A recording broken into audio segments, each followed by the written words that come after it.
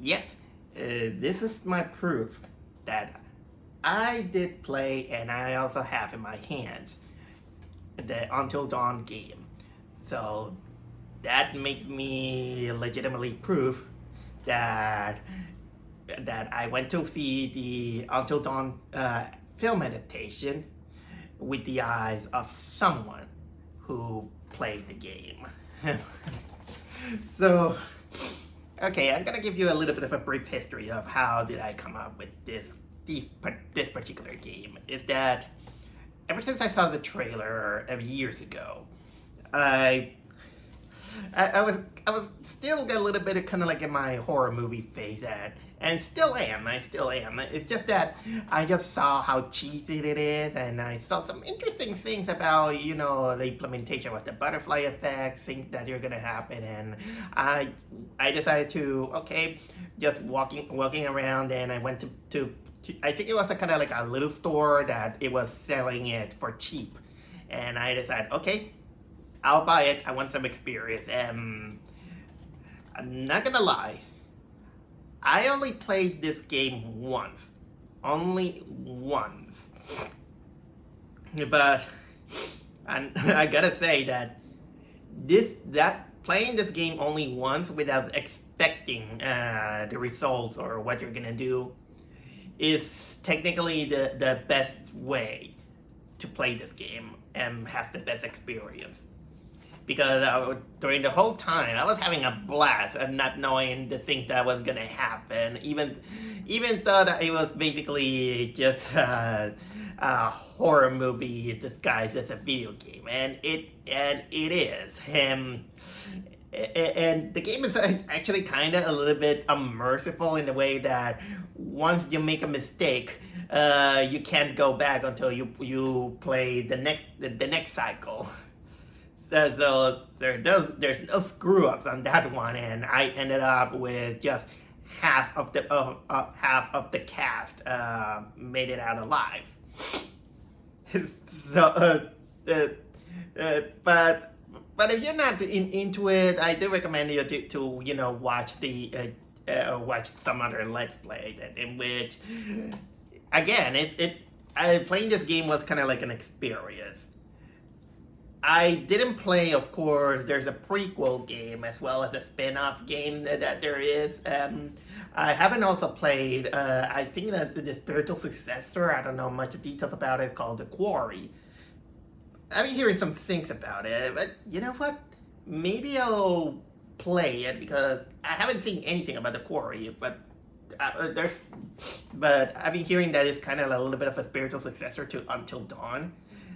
And I feel curious. But if you want to ask me about how do I feel about the story of Until Dawn, it's basically a slasher film, but not exactly kind of like a slasher film. It does reveal some really, really interesting stuff, and well, the characters are pretty much stock, but they have kind of like a little bit of a relatable, likable sense that you just don't want them to have them killed.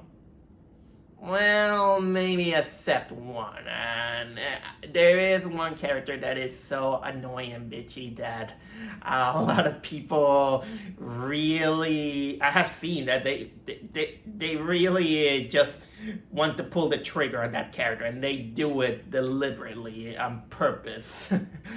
If you know who if you know who I'm talking about. But the game features some very interesting elements story-wise.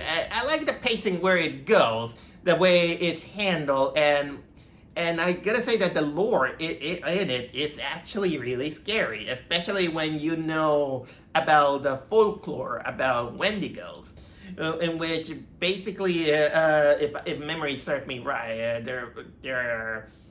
they're kind of like the embodiment of greed and hunger on harsh times. At times, so so honestly, I kind of encourage you to watch more about the mythology of Wendigo, and some of these aspects are really encapsulated on the Until Dawn video game. but now that I think about it, I've been talking about it last year on my horror special. So I don't know why I decided to repeat what I was saying when I'm supposed to be talking about the movie. I in a way I was I was kind of like unsurprised to know that there was a movie in the making, but I was surprised that it was gonna be kind of like this year and a little bit sooner than I was expected. I saw the trailer, and the funny thing is that is how less of the elements of the game are there. Well, the elements are there, but it's not exactly a direct adaptation. It's just decided to make its own story, but still adopting some elements of the movie. I'm sorry about the siren. It's typical of it's very typical from where I live, considering that I live near a hospital. But at the end of the day, that was the movie that got me interested enough to watch it. Considering that I play the game, I have a little bit of an understanding about the whole lore in the game. And well, I thought that it was a better alternative than going to watch Minecraft with that guy. So I went there.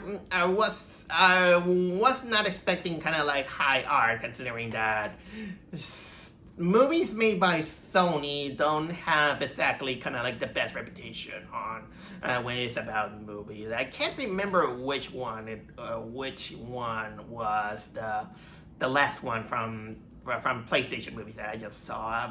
I remember that I really didn't like the Uncharted movie. That movie was pretty bad. I don't know why people really don't like the Ratchet and Clank movie. I thought it was fine. Although maybe it was me because I went in blind to the franchise. But anyway, we're talking about Until Dawn, the movie. And now that I watch it, here's what I thought. Honestly,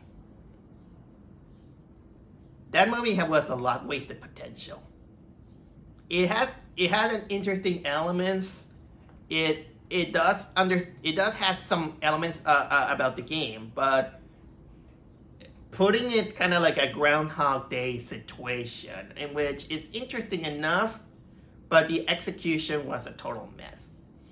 That was a movie that it kind of knew what it wanted to do, but then it went a little bit over ambitious and on cramming a lot of stuff without stating itself what it wanted to be, and it just becomes a mess. And the mess really showcased, especially on the second half. The second half, and when in moments that things kind of happen just because they wanted to do it, it just doesn't. It feels like it feels like it floated itself on what it wanted to do, and there was no basis, no ground. I'm not surprised that even the character acts stupid, because honestly, that's kind of like the point, even in the game, in which the character does stupid things. That part I was okay. I get this, but there are some elements that I don't know. Some really feels off, and didn't feel like. It didn't feel kind of like cemented in it, but at least I will say that maybe this movie can earn itself to kind of becomes a little bit unintentionally funny. It really there's a moment that it kind of gets unintentionally funny. The characters actually are even a little bit more unlikable than the ones from Until Dawn. Although we don't get to the level of the most unlikable one from the other one.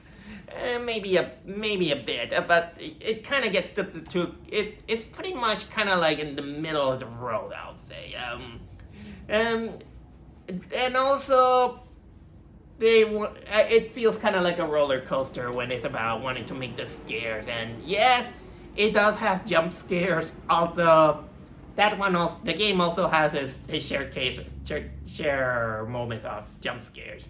There's actually one in particular that is actually kind of clever. Only one of the jump scares was actually kind of clever, so I will give it that in a way. So in order to go deep into it, so let's talk about it. Well, the plot of the movie is that we have this group of young adults. I don't buy that they're teenagers, because they're first of all the actors, and second of all they act, they drive cars or whatever. One of the teenagers, who her name is Clover. She played by Ella Rubin. Okay, I'm gonna name all the actors. Ella Rubin, Michael Cimino, Odessa Asian, Jung Jung Wo, Belman Cameli, and Maria Mitchell. Those are the main actors. But the main character is this girl named Clover.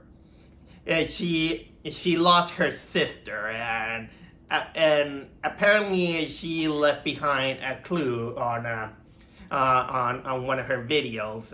I think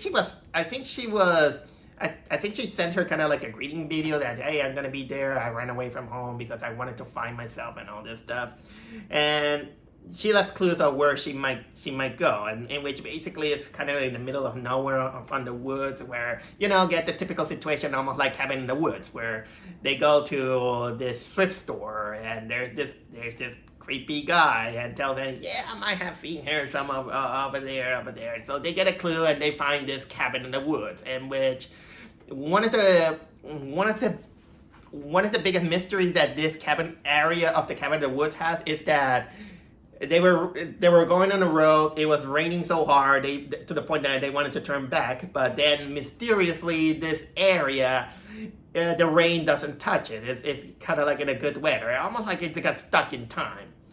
So they get in the house. They find the house, that cabin that is abandoned. It has kind of like this hourglass that is kind of like in an odd position. They find a bulletin board which they find that there are missing people, and then just when they thought that things get kind of like weird, they get stalked by a serial killer donning some kind of a clown mask or something like that, and this killer kills all of them. He kills all of them. Everyone gets some very horrific death. But suddenly, they just wake up. They are alive. They don't have their injury from their death and anything. So it was like, oh, what's going on? So apparently they get stuck on some kind of a loophole where every time they die, they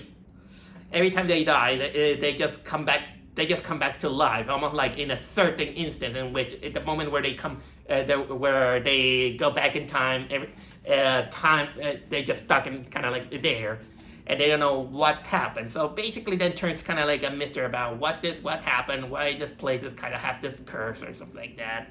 And well, I'm gonna go a little bit more into details about what is going on, but trust me that this movie is kind of like a little bit of a mess. But let's start out, with the actors, in which they're basically okay. The acting is not that terrible like any other. They just kind of do what they do. Even the characterization of the characters.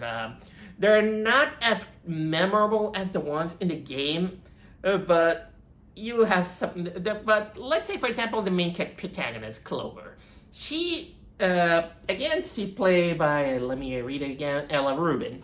She is the she is kind of like the typical final girl that you get there. She's barely kind of like a character. She's kind of like has this obsession of finding her sister, and she's kind of like very dedicated to finding her and everyone. And she's always kind of like rallying up. It's kind of like, the character who always thinks that she has the highest moral compass because, well, the movie always wanted to portray the character who has the most heroic, the most empathetic, who wants to find her sister, which kind of showcase that it's fine and good. Although I have seen this archetype of character a lot of times.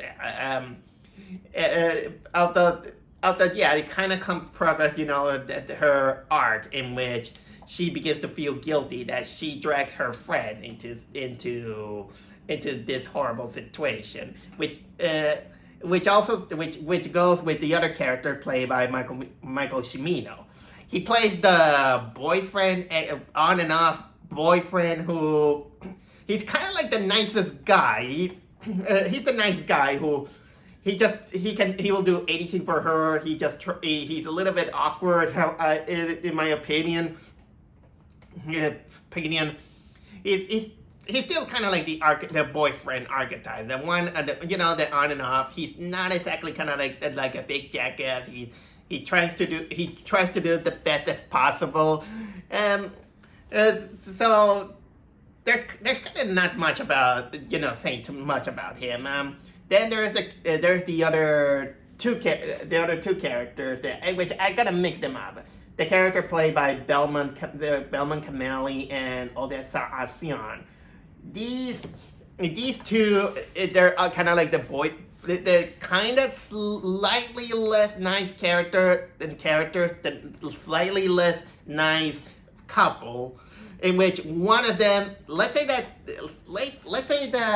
the Belman Kamali is kind of like the big strong jock, who he's also a little bit of the most cowardly of them all. Although he's kind of the guy who actually has a little bit of a good reason to say, F this, we gotta get out of here.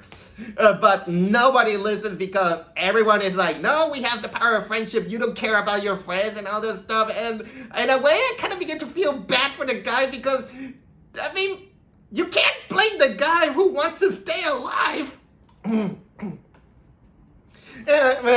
So honestly, this poor guy, and especially with his girlfriend, who she kind of basically has him under his leash, and I gotta say that she does something that she really does. I'm not gonna exactly reveal what she does, but what she does, even though it is understandable for the situation, what she does something really despicable. And that kind of brings her down on the moral compass. But man, this poor guy. I mean, I know that he says I don't think I say reckless stuff. I mean, it's understandable that what he says stuff. Some of the stuff that he says sounds like very insensitive. What was it? Kind of like the word inconsiderate. Sometimes he shows to be a little bit inconsiderate, but considering the situation in which in which they're gonna die, and man, that I can't blame the guy. I'm sorry.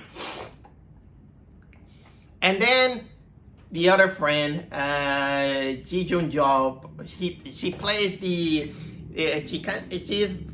basically the girl with psychic powers, in which in ways I wanted this character to then kind of like, I'm a fraud or something like that, because the way she talks, and this is one of those kind of like another one of those archetypes that it's very stock, in which you have always that character who is a little bit more spiritual sensitive, and she's kind of like into it. And she also is responsible for the first useless jump scare, in which she's like, I feel everything. I feel this. I feel this. I feel this. And honestly, she kind of comes up more like this exposition character, the character that leads to exposition, and in a way she kind of becomes a little bit of my least favorite character, mostly in the sense that in the sense that it's the character that has for no reason just having psychic powers, which honestly there was almost nothing like that on the Until Dawn game, as much as I remember. But honestly, I can't say I can't say much about this character that is just being the most spiritually sensitive character of it. And of course, I gotta talk about the only character slash actor who returns from the game. That's right, Peter Stormare. Peter Stormare. He quote unquote reprises his role as the psychologist named Dr. Hill from the game. Although the way he was used is a little bit different compared to in those things. In the game, Peter Stormare plays this psychiatrist who he basically he's kind of like the memories of a certain character that I'm not gonna reveal too much, and it kind of comes up what was it? You might think that this character might be on someone's head, on someone's memory, but at the end of the day, he really does a brilliant performance of this psychologist who is in a way creepy, really enjoying, enjoying to take out your psyches, your weaknesses, your depression, and he does it in a really slimy way that he's creepy. And Peter Stormare really does a magnificent job voicing this character. He is a little bit here, the same on the movie. Although the biggest difference is that Peter Stormare has a beard this time, and that kind of makes him look like a redneck. And to the point that I didn't even know that it was Peter Stormare at first, because he doesn't look like the character in the game. He just has the beard. And especially when he's the creepy guy who was in the convenience store, and then he's showcased as being kind of like the villain. He's the doctor who basically he's using the curse as an opportunity to study people, to study them. And although I will say that yes, Peter Stormare comes up as being the best actor in this one, in the movie, and he does really good on the performance that he does. And well, now it's time for me to talk about cinematography. I will say that it's pretty good for the things that it does. Although the lighting sometimes gets in the way in a few moments. There's some moments that it gets dark, a little bit too dark, but not enough to distract you, except for a few moments. But you can. There's some moments that it does very well at. And jump scares, I think there's three of them. That one of them is very clever, which is almost during the end, in which you see one thing and then it comes a little bit out of nowhere. That was a little bit clever. Oh, I think I almost forgot to talk about the monsters, in which this is me going into it. The movie, of course, doesn't forget that one of the biggest aspects of the game is the surprise monster, which is none other than the Wendigo. In the lore of both the game, the Wendigo are basically these spirits that possess people, who they sink into despair and hunger, and that makes them gradually lose their sanity to the point of going to resort to cannibalism. And this also affects their bodies to the point that they get kind of like deformed, and their teeth grows from their sharp teeth grows up from their teeth, and they begin to act feral, and they're vicious, they're fast. You can't mess with them. Well, the movie doesn't. Well, the movie takes that element. It doesn't go too deep into the lore, in which I really like the lore that they give on the game that makes the Wendigo even scarier. For once, it's not recommended to kill them, because when you kill them, when you kill a Wendigo, first of all, they're hard to kill. Even when you shoot them, they don't die. The only way to kill them is actually burning them. But even with that, it's only recommended as an ultimate measure. It's a last measure, because it's not recommended, because when you kill a Wendigo, their spirit lingers, and they'll possess probably the next victim. And that's from what I remember. In which that makes it even brilliant and scarier. In which they don't recommend it to kill, because you're gonna make it worse. And I like that, in which they say don't kill them unless you have to. And also it makes them scarier that they can imitate voices in order to lure victims. That is scary. I must admit, yeah, that was a scary thing. The Wendigos. And the Wendigos in the movie, yeah, they got that element, but they don't go deep much into the lore, because they're actually more busy in the whole thing that the Groundhog Day thing, which now I can get deep into that thing, because this is where the messy thing kind of happened on the movie, and this is where I kind of lost it.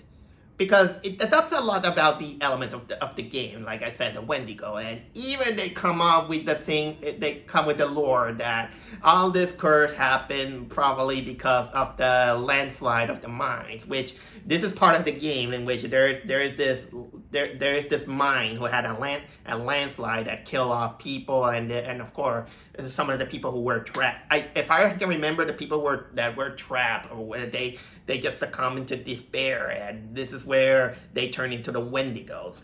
But no matter how much of the Easter egg background that you give from the game, it doesn't explain. It never explains the reason of the curse. It just kind of like you just buy that this area just becomes kind of like this curse. It's kind of like a trap in time or something like that, and it doesn't explain that. And don't give me the excuse that they're gonna explain it on the next movie. You can't do that. You can't leave stuff just because you expect that you're gonna have a new and you're kind of like confident that you're gonna get a new one, a new movie. This is just overconfidence. You can't do that. It doesn't explain that. There's even kind of like the moment in which the psychic girl apparently gets possessed by the ghost of the people who are also victim of the time loop, and it goes like I'm this. And there's even kind of like a witch that there's also a witch, and nothing is explained. Nothing is explained about that one. The only thing, it seems that you have to think on your head. For example, apparently they say that the whole reason they're stuck in a time loop is because of this, because apparently, here's the thing, they all die, and then this hourglass that I mentioned before, it turns automatically, and it begins to have the sand and just fall by time. It just automatically does. And apparently the only way to get out of the time loop is to survive until dawn. Hence the title. That's their excuse for their Groundhog Day. Even though the game called Until Dawn is named like that because during the whole course of the night, the character has to survive until they're rescued. And the rescued can't come until dawn.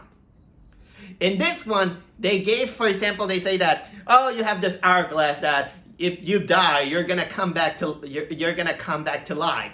You're gonna come back to life, and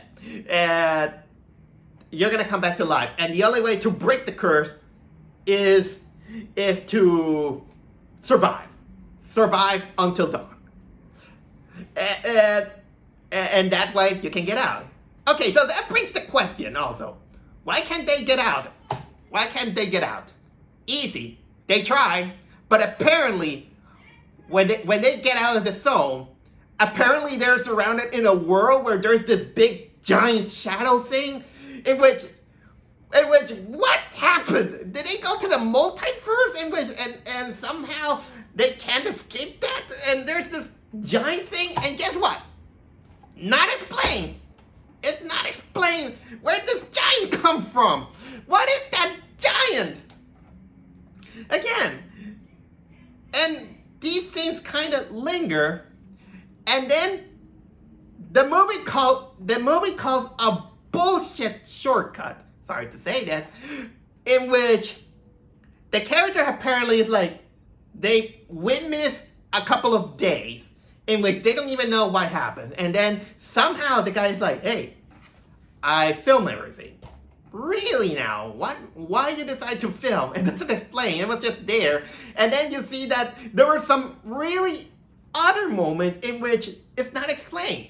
It's almost like it goes in autopilot. Like, toss whatever. You watch, for example, someone getting killed by someone has some parasite on their cheeks. Where did parasite go? Where did it come from? We don't know. And then they go through this kind of like hallway in which I forgot to mention that there's kind of like a place that they're afraid to go because something else. And apparently they're attacked by this shadowy figure that kind of looks like an enemy from Silent Hill. Silent Hill the Room specifically. And nothing happened, not explained. Still, these elements about where these things come from still lingers me, and that comes a little bit with a really unsatisfying ending in which it leaves a lot of more question and answers.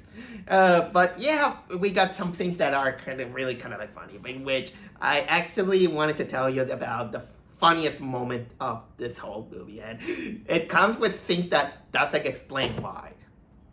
What happens is that one of the biggest moment that this movie has, in which is probably my favorite moment of this movie. They all start drinking water. Tap water, just in case. I don't know why the hell you want to drink tap water. Although in this situation, I can understand, even though it sounds like polluted. And then, out of nowhere, boom! They explode. So, that was another kill. Oh, I also forgot to mention that every time everyone dies and they loop, little by little they're starting to become the Wendigo.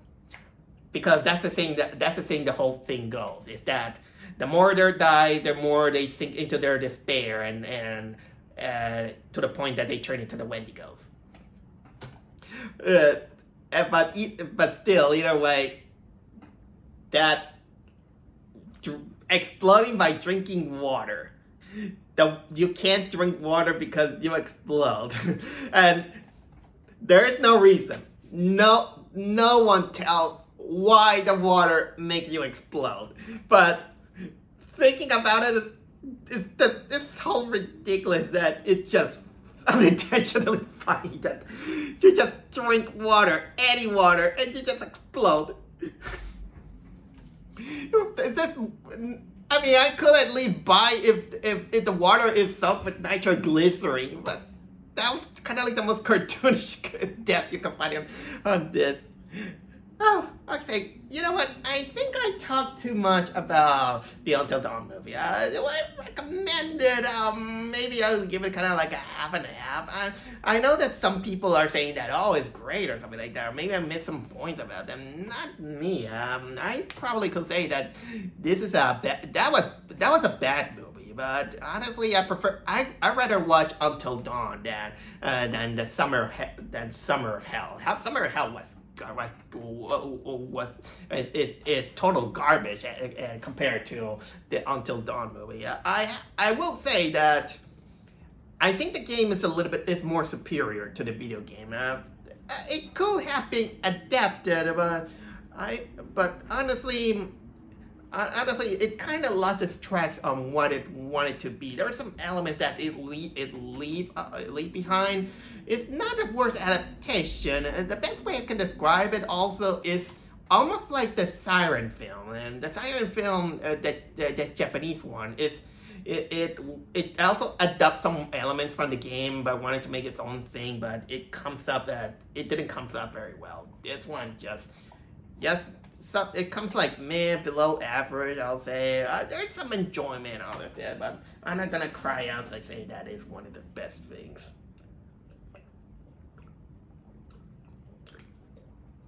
Yeah, that's pretty much what I think about